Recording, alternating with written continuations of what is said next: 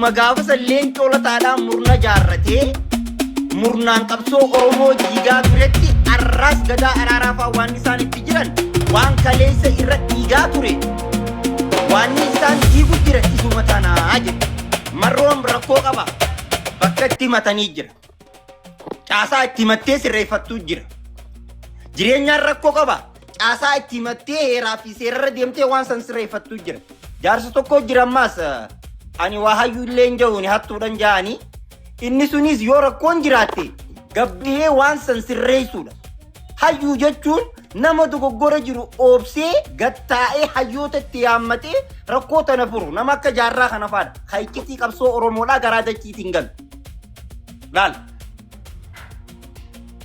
amma wantoonni nu rakkisu jiru taaziyaa amata 150 as gubbatti na teessisu osoo hin taane badhoo fi jaarraan faan murna dhugaati murna haqaadhaaf qabsaawaa ture badhoo dachaasii fi jaarraan faan leencoon faan murna Itoophiyummaa leellisaa ture arraan tana qaamni waan kana kireet godhee leencoon faan gizee jettu na obsi leencoo fi baaroon igaadii fi icaatirraa dhufan mootummaa yeroo sanii bakka bu'anii qabsoo Oromoo diiguudhaaf bakka san keessa dhufan baaroon isaan Finfinnee dhiisee achi jaarraa bira dhufee jaarraa waliin qabsoo gaggeessaa ture amma dubbiti bakkaan itti deemu jiru naa qabi fitadheetin keessaa diigammoo ni fashalan diigammoo ni fashalan qabsoo Oromoodhaa moo qabsoo Oromoodhaa maamme ni fashalanii osoo hin taane no Davis yes nin dhufu diiganii osoo hin taane qabsoo Oromoodhaa waan ni gartee jarri godhe hanga irratti munneen isaan qabsoo keessatti habaqaalan hanga aduu irratti qabsicha Oromootiif rakkoodha hanga aduu irratti yeroo hedduu laali ijoollee keenya ta Oromoota keenya ka Wallaggaatiif Oromoota keenya Harargee gisee wal bira taa'anii ilaalan haasa wallaali hanga loqoda walii jibbutti wali dubbatan sababni isaa maali munnee gaafa san dhaaramte keessaa isii takka asin nan deebisin ni eegittiin dhufa gaafiti tanin dura eegale san na ficcisiisi okay aye kaluma takkaa fi yaadni keessan takkuma jechuu barbaadeeti gadaa wajjin jarana koppiliitii waliin godha maammee yaadati na ficcisiisi shari'aa nabii aye itti fitatta nabii rasuulli beeytaami na ficcisiisi nabii fi rasuula nangayni bitadhu yaada maammee ficcisiisi warroonni gartee mooraa qabsoo Oromoodhaa tana keessa taa'anii dogoggora mooraa qabsoo Oromoodhaa hanqina hooggantoonni qabu hanqa sadarkaa gartee maallaqa walitti qabanii qabsoo gartee jireenyaan marroon godhaa jiru kun nuun taane jaalsiraa jirra bilbilanii doolaara 70 walitti qabnee jirra dhaaba nuu dhalchiisanii jaanitti tarkaanfate maamme garaagarummaan leencoo lataatii fi adeeroo gadaa araaraa faa maali arraan tana jaalsaamiyaa faa maali arraan tana laal qichaa goobaa faa maali arraan tana garaagarummaan isaan leencoo lataatii waliin qaban kanan baruu barbaada leencoon kaleessa dabre mooraa qabsoo Oromoo keessaa bee arra diina qabsoo Oromoo ta'uu hin danda'u kaleessa ture arri diinni qabsoo Oromoodhaa warra kana gadaa wanni jee leencoon kalee ni jira arra marroo dirribaatii jee ati ammoo leencoon kalee ni jira arra gadaa araaraatii yaada ja'uu qabdana fakkaata thank you hanqina hanga ammaan tanaa marrootti nagarre yoon argammoo dhukkeen irraa kaasa isaas yaanni keessan kasanii gadi wanna dabreessan irratti walitti dhufeena fakkaata Abrahaamee haa fudhatu ani sampooda waan hin ja'u qaba waa hedduu jara keenya xiqqashoo xiqqashoo jo'iti dubbiiti je shalab godhi bira kuti xiqqashoo bira kuti aqli salliit wanni Ibro fudhadhu ati Ibro qayya fudhadhu Abrahaam fudhadhu Abrahaam ni jirta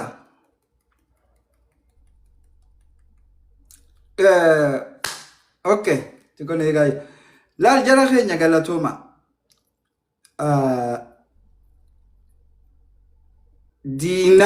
diinota miti jarri kalee yaanni isaanii garaagarummaa walitti buufte.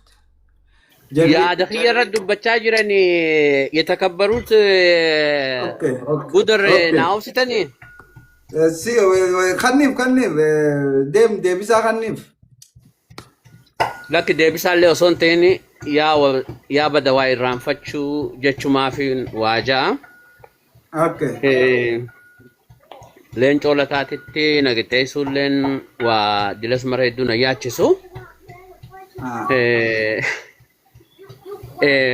وين زيادة شيء سماه بارو تم سادا وقال لين تاتي في مالي وقاني قرتي جارادا في ملس چايا دا خاني اولدن تكو ابرو انيرا غافي كابت يو قدار راكبات اوسو اني ناسو ان امانتا نصيحه نو برباده يو نما براتي اتجان قدمان غافي ديما غافي سيناتي هابتو غدا غافتو ديمتا غافتو Iccagaa waliin kan nuufi isa dhaabsise.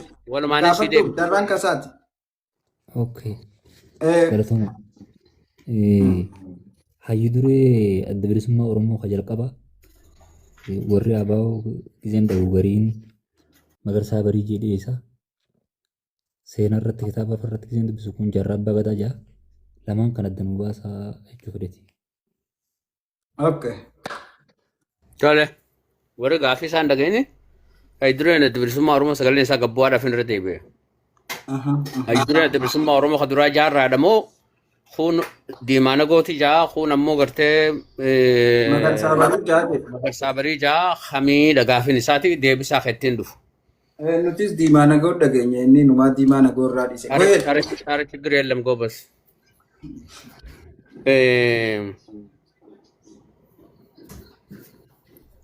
Yaada namaaniin kabaja. Anis waan na fakkaatuun dubbadha. Guddaa waan dhimma gartee uummataa irratti hanga danda'ametti garaagarummaan amma fakkeenyaa fi reefu wahiin jee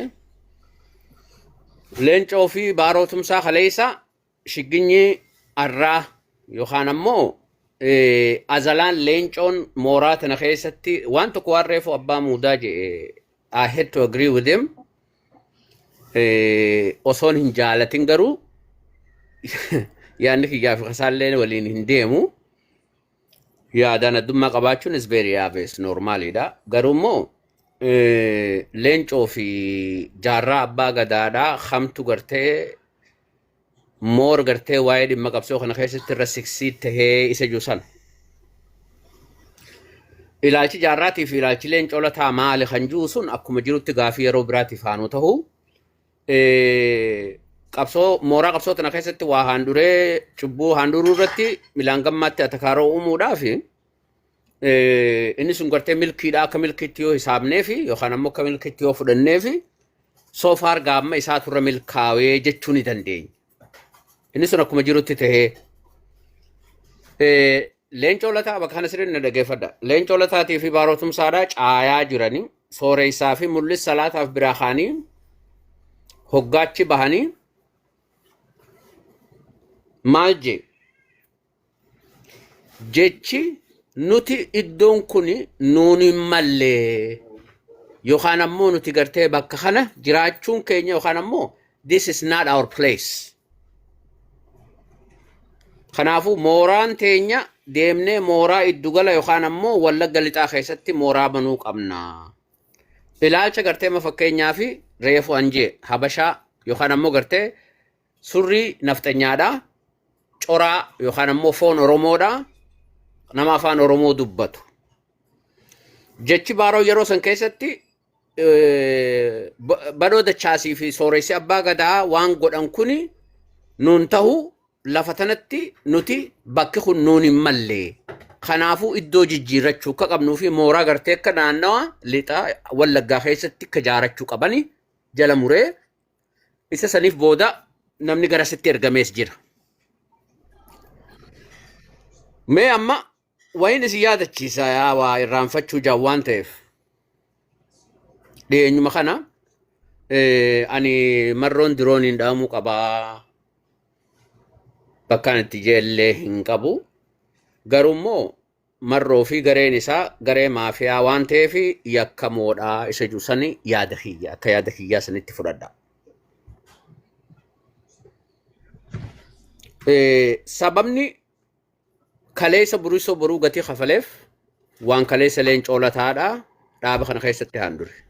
Sababni mul'is gadaadhaa Somaaliyaa keessatti gatii kafaleef waan kaleessa leencoolataa dhaaba kana keessatti handure. Zabana gartee amma fakkeenya Daawit Ibsaadhaas deemaa turte yeroo gartee amma fakkeenyaaf garee maafiyaatu hin jirtus wanni kun deemaa jira deemaa jira waan jusan. Meemma waan sakandii 30 kana waliin haa dhageenyu. Namni kun amma fakkeenyaaf lagizeen biyoon paastara turanii ammoo abaa waboo keessatti nama gartee mul'ata siyaasaa guddaa qabanii iddoon isaanii hedduu guddaadha. Waa'ee dhimma burisoo boruutii fi dhimma gartee ayyaantuu dagaa akkamitti ibsa. Dheengadda immoo baaroo tumsaadhaa leencoon maal jee ilaalcha kaleessaatiif kanarraa kun gartee paatarnitiin isaa akkamiin wal fakkaata waan juu sallaallaa jechuudha. Sakandii 30 dhageeffadhaa.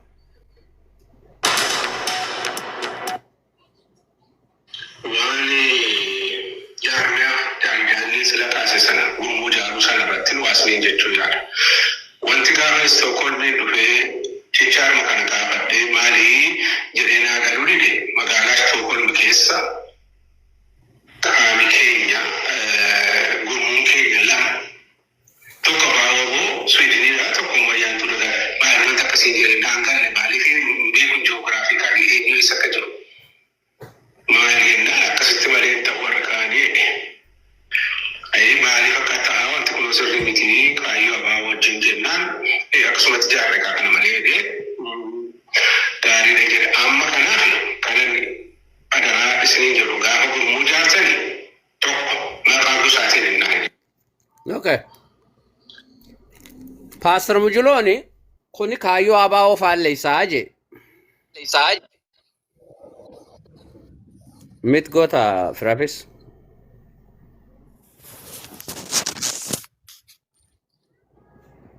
Thank you. Hai kaboy taate dhufte soo? Mut godha. Maayikii maaliif akka banannaan galu? Waggaa faraqaan isin geessin ma banattani rakkoon hin jiru yaadarra waliin jirra. Maaliif waan irra waliin haasannu? Wanni inni gartee amma Pastor Mujuloo wanni inni jee maali? Stockholm keessatti jaarmee lamaatu jira. Jaarmeenii lameen jiru. Jaarmeenni kun jaarmee gartee maqaa burisoo boruutii fi maqaa ayyaantuu dagaatiin ijaaree waraana bilisummaa Oromoo gargaaru jechuudha. Wal hubannee jirra gudar. Kana ciibsaa gaafadhee je ciibsaadhaan maali wanti akkanaa kuni inni kun dubbii kaayoo adda bilisummaa Oromoo faalleessaa wanni kun waan gosaati je. Okay?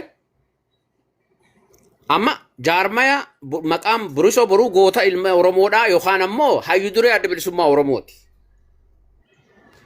Ayyaantuu dagaa. Garee. Na qabbanachuu baatte please.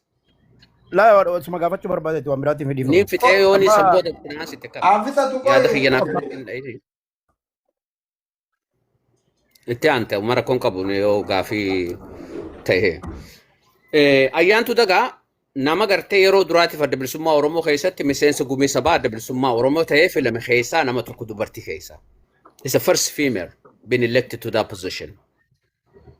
Jaal Burisoo Boruudhaa nama gartee hayyu duree dhaaba kanaati. Wanti kuni waan gosaati. Jaa amma gurbaan kun. Amma harka mirgaa eenyuti? Harka mirgaa leencoo xiqqaadhaati jechuudha. Gudar wal dago jirra. Burisoo Boruudhaa ayyaantuu dagaati gosa bakka bu'anii adda bilisummaa Oromoo keessan seenne gosa bakka bu'anii cin jiranii yooma fakkeenyaaf maqaan adii gammadaadhaa kaniin baafadhu ta'e maqaan adii gammadaa ulfa eebaati kan gartee gootummaa ilmaan Oromootiin yoo harki Oromoodhaa keessa jiraates harki diinaa dhabamsiises wareega yoo kafalee jiraatellee gootaa jechuudha. Namni du'e tokko kabajaa qaba. Nama sadarkaa saniiti namni gartee amma fakkeenyaa fi taraasoo jechuudha. Nama gartee amma taraasoo nama janiin nama gartee amma fakkeenyaa kara deemtuu wahiitu kanarra gartee akka tasaa ijoollee gandummaatiin maqaa walitti fudhattee waliin guurattee horiitu tuni ayyaantuu dagaatii fi burisoo boruudha gosaa ijoollee gosaaniif jaartee kun kaayoo adda bilisummaa Oromoo faalleessaa jira. Paastar Mujulooni kaayoo adda bilisummaa Oromoo silaa beekan akkasii jaanii hin jaan. Garuu immoo maali akka gartee amma ilaalchaatti akkuma gartee dheengadda baarootumsaadha ani yookaan nuti ilaalchi keenya yookaan ammoo bakki keenya yenyaa bootaa አይደለም ይሄ ሲገላ waan isin jechuu jiru bala isa waan dubbannu keessatti wantoota gartee evidensii irratti hundaa'u namni ayyaantuu dagaatii burisoo boruutiin gosanyoch እነዚህ እኮ akkanatti malee deemuu hin danda'an naan ji'ee je cubbuur kijiba ijoolleen sun yoo maajoritiin isii nama bahaa taate maqaa burisoo boruu baafattee waraana bilisummaa Oromoo gargaaru waan cubbuu ta'eef tokko illee hin jiru. Silaa nama waan burisoo boruu irratti wareegamu beeke taate namoota gartee kara deemtuu akkanaatu dhufee qabsoo bilisummaa Oromoo keessatti kan silaa gartee immoo qaamni isaanii Oromoodha. Kan ammoo gartee immoo aylii fi qalbii fi shurfkaan isaanii nafxanyaadha. ABO keessatti maadheeffatee jaarmaa kana keessa jira. Kanaaf ijji kafinjitti qaamni leencoo lataa kaleessa oomishe kan ammoo gartee fakkeenyaa fi baarootumsaadha kaleessa oomishe arras yeroo amma nu keessa jirru kana qabsoo bilisummaa Oromoo keessa deemaa jira deemaa jira bar booree lammiidha yoo evidensii taate sunis ammaas ma jira booree lammii miseensa horee hujiraawwachiiftu adda bilisummaa Oromoodhaati.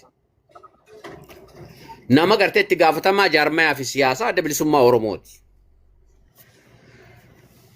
Miseensa osoo hin ta'in deeggaraa osoo hin ta'in wushimmaa namaatu marii nama kanaaf dhiifama jara keenya. Jaala kanarratti kaasee namni kun gartee akkana ta'uu qabaa karaa irraa maifamuu qabaa sadarkaa jaamutti dubbata. Yoo isin dhageeffachiisuun barbaachisaa isin hin dhageeffachiisu. So, leencoon kalee isaa arran jiruu jennee wali falmuu dandeenya reyaalitii jirtu kanaan hin ta'u. Maaliif waan gartee wal fakkaatu paaternitiin yookaan ammoo gartee miilli isaa laal if it walk like a duck if it talk like a duck we have to call it is a duck. Naftanyaa afaan Oromoo dubbattu tan ammoo ilaalchaa fi shurufkaan isiidhaa ankarroo yookaan ammoo gartee akkuma sooressa abbaa gadaadhaa jeesana naftanyummaa Goondarii fi Goojjamirra hamtuudha tan Oromoo keessa maaddeeffattee jirtu. Arraas taanaan boruus anaa wajjin firummaa hin qabdu. Isa kana jechuuf mirga guutuudhaan qabaa jechuufi. Fitadhee jaban. Okay, galatoomii wanni gaafii mucaa Ibroon kun si gaafate san yoo rabbuute. I'm so sorry inni irraanfadhe. Adda bilisummaa Oromoodha sooressa jechiju. Sooressa. Jechiju afaan Oromooti. I don't know gartee nama hedduudhaaf galuu dhabuu ni mala. Hayyu dureen adda bilisummaa Oromootii fi buuree isaan dhaaba kanaa sooressa abbaa gadaa yookaan ammoo jaarraa abbaa gadaa jedhama. Kan ammoo gartee gareen naftanyaa sun gad dhuftee filte Diimaa Nagooti. Diimaa Nagoo san booda gartee dirqamaaf gara biraatti waan deemeefi karaa Magarsaa Bariidhaatti dabre. yaa badawaa irraanfachuu jechuudha. Sooressa jechuu nama hayyu duree jechuudha sooressa jechuun. Wanni hullachuutu loqonni afaan Oromoodhaati jechuudha. Ulfaadhaa galatooma. Jaarraa abbaa gadaarraa eenyu fuudhe aangoo? Garee naftanyaa santu fuudhe. Akkamitti? Humnaan mootora? Ajjechaan erga irratti labsamte booda jaarraan dhaaba keessaa ba'uun dirqamatti ta'e mire. Raamis keessatti. Isa saniif yoo waraabbii feete sifiin erga waraabbii san dhageeffachuu dandeessa. Isa kana obboleessuma gartee nama gartee Sufiyaan jedhamu kan yeroo san jaarraa wajjin achi jiru Abdu Jaliil Abdallaati wajjin isaan lachuutu rabbirmi yaada hireessu haasawa gartee isaan haasawantu jira isa san achirraa harkachuu dandeessa jechuudha. Okay, thank you. Turumbatu waan jettu ni jira? Yaada gadaa daraa irratti illee waan guddaa jechuun fedhu yaada jaarsa Mujuloo irratti dhiyeesse kana.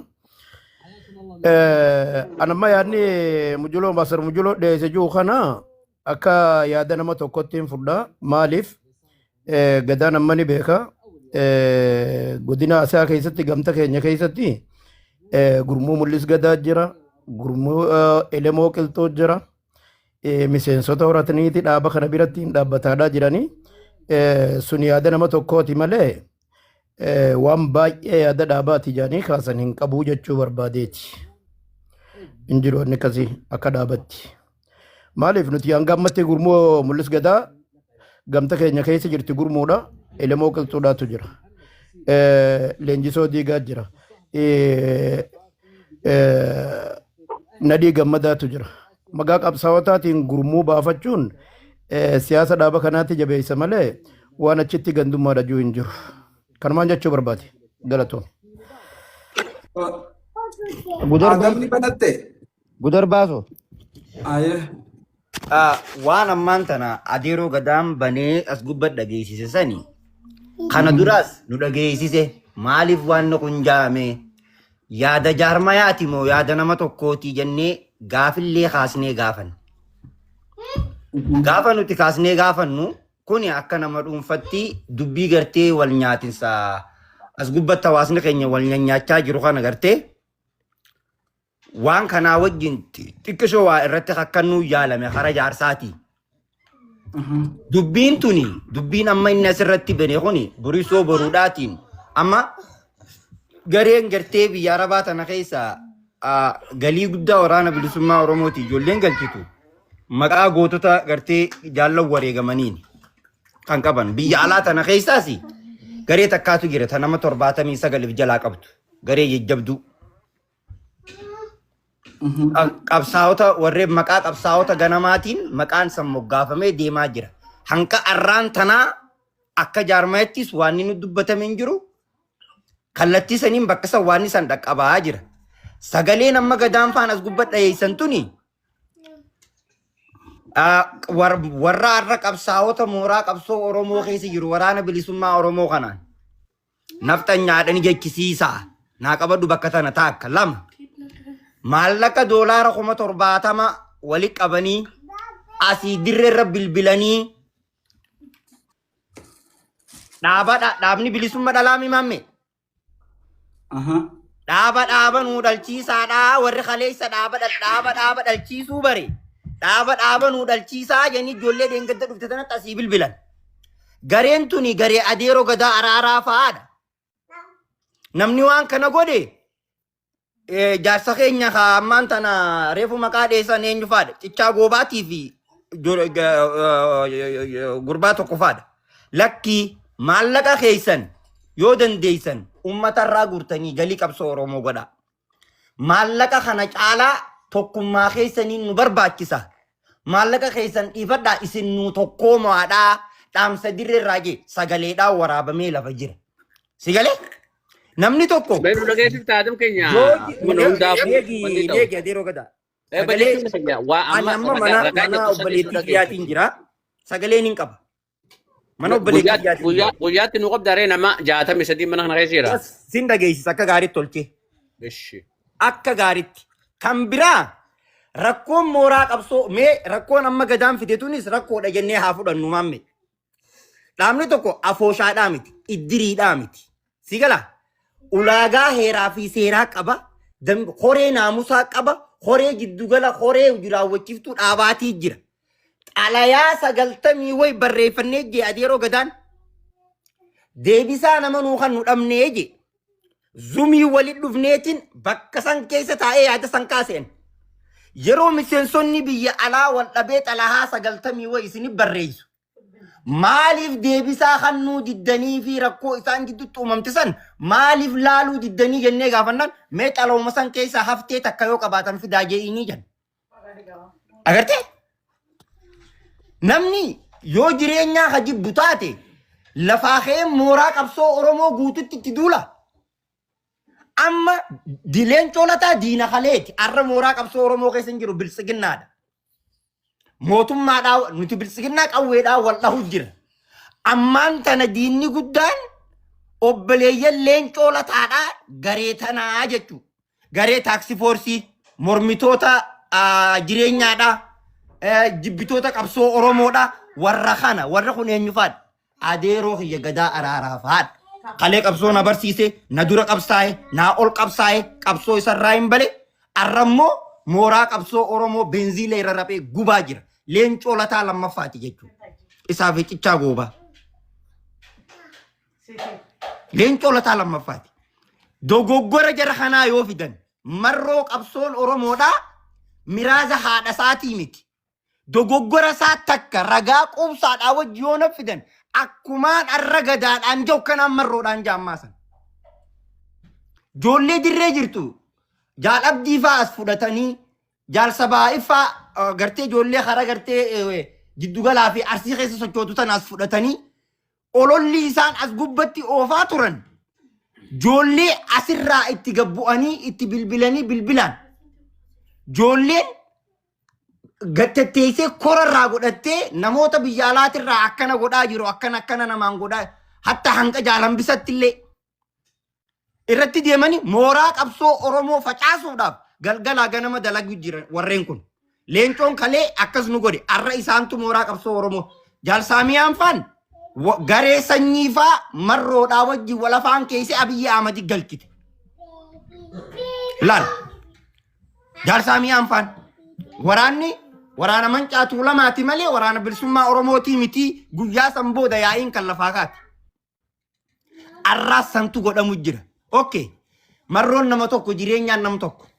Kaayoon dhaabaa yoo. Mufiin isaan kaayoo dhaabaatirraa qaban maali? Gaggeessitoonni kaayoo dhaabaa rakkoo yoo qabaatan taate jibbi isaan kaayoo dhaabaatirraa qaban maali maammee? Maaltu bakka kana jala jira? Jarri kun behind of PPdhaa jechuu isaan guutuutti warreen as gubbaa jiru. Leencoo lafa kaayaa taziyaa amata 60 ama 50 guyyarraa taa'aan oolu.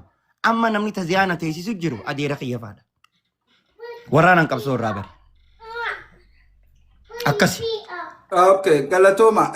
Laali xiqqashoo asitti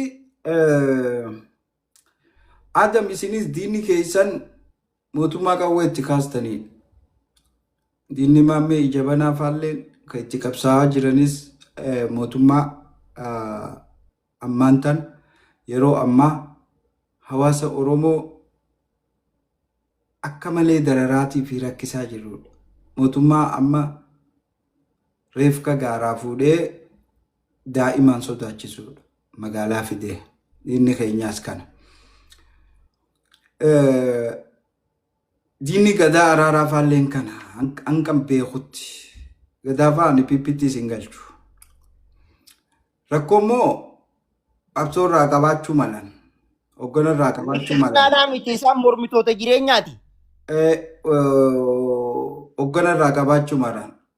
Tooftaa siyaasaa irraa akkaataa siyaasni qabsoo itti deemu irraa qabaachuu malan. Qabaataa turanis. Galaasaan faanis, daawwit faanis, leencoon faanis, jaarraan faanis qabaachaa turanis. Garuu osuma wal nyaatanii kunis osuma lallabuu ilmaan isaanii kana qaraniiti har'a sadarkaa kana geenye. Sadarkaa kana keessatti ammoo bakka badduu takkatti yeroo ammaan tanaa hufnee paartii siyaasaatii fi siyaasaa osoo hin taane biyyaas dhabaa jirra. Biyyattiin teenyarra bassoo maraataan nyaate taate. Bassoo maraataan nyaate yeroo taan rifeensarra jirti taan areedarra jirti ni facaati lafa tanarra akka waan faca'eeti callee cittee jechuudha. Dhugaa rabbii dubbachuudhaaf opinioniin Adam ati gadaadhaaf dhaleessitu hedduu bareeda galatoome. Kana wajjitaa wajjiin haasawa. Wajjitaanii wajji haasawuun yeroo dheertuu qaamaan wal arguun jaalala nama jidduutti uuma. Yaada gadaa kabaji. Kun ammoo gadaan abaaboo waboo qeequun hammeessuun isiniif wanni tokkoffaa miti. Yookaan diina tokkoffaa miti. Nima jiraataa jechuu barbaade. Haala ammoo gadaa farrattis rakkoo guddoo ka amma uummata keenya akka malee miidhaa jiru mootummaan. Rakkoon numa qabanii. Waan kanaaf akka gaarii irratti immoo adeemsa walitti hubachuu, walitti dhalaahuu, wajjiin haasa'uu, wal mormuu, yaada garaagaraa qabaachuu, waliin teessee dhugaa jirtu walitti himuu, wal dura qabachuun waan barbaachisaadha jechuu barbaadeeti. Dirqama wal mo'uu fi wal injifachuu fi miti. Yoon gadatti haasa'uu jiraadhee rakkoo jiru hawaasa na dhaggeeffatuufin ibsa. Dirqama gadaa islaamessee fiduu miti. Dirqama gadaalleen aadama islaamessee abaa'uu jalaa baasuudhaaf miti. Yookaanuu Kiristinnaa badaanee kaasee jechuu barbaadeeti. Rakkoo hamtuutu walumaa galattuu nurra jira. Haalli ammoo har'a gadaan itti ibse xiqqashoo natti ulfaate wanni sun. Sitti ulfaate immoo gobees. በጣም ከባድ haalli gartee dheeraa dubbatee jira adda gudar dheeraa dubbatee jira bakka nama biraatiif carraa kennuu gaarii eenu gadaan jettu sun baay'ee dubbateera. Adam namoota hedduu yeroo hedduun irra deddeebitanii dubbattanii nis yaaduma qabu hawaasaaf xiqqashoo dhaama jeeti. Warra agartee gogaa amaaraa uffatee yeroo jettu wanni suni akka maleedha wanni na godhe. Akka qabsaa'ota yaadaa wal dhabe. Warreen qabsoo Oromoo kanaas hubannaa fi dandeettii muuxannoo qabaniin beekumsa qabaniin dagalchaa turanidha. Abbootii keenya fakkeessaa ture. Osoo quboo hin baratiin waan kanatti hirmaatan. Ergas dhufnee qubee baranne isaan caaluu mallaa sirreessus mallaa dhiibaatis jirra gangalchaatis jirra. Irruma aanne. Wayyaanee barasaniitis dargii barasaniitis wanna hedduu jarrummaan kun wanni nuu fide hedduu jira. Kana garuu gizee jennu bifoota ammatti keessaafuu warreen du'an qabsoon galaafataman jenneetuma dhalootatti waa dhaamu. Shirri akkuma jirutti. Jila sana akkasitti wanna gizee jettu xiqqoo wanna na godhe. Qabsoon wallolte eeyyan. Jaarraan ayfelloo ture. Abaa'oo mul'is faadhaa wajjin akka malee abbaan gamana taa'ee ilmoon gamana ta'anii qawwee waliin dhukaasaa turan. Sirran beeku. Wanti inni nu godhe caalaa uummanni Oromoo ayfelloo fi wanni jidduutti kadhumeetu guddaa. Jilbibbatanii akka nama shaadaa lolutti miila ifidhanii lolu turan. Hanga Tigree dura dhaabbatan caalaa wal dura dhaabbatanii ture. As keessatti warri ayfelloodhaan lolu abaa'oon gisee ayfelloodhaan lolu kana jaarraa abbaa gadaa irratti murteesseeti. Yaada isaa san hunda guututti balaaleffateeti. Jaarraa yeroo isaaniin lolu yaada mul'is gadaa kana faarratti balaaleffateeti. Ajjeechaas waanuma fedheenuu kanaaf wal lolan kanaaf lubbuu ijoollee qacalee beeytoota hedduu wal jidduutti nyaachaa turan.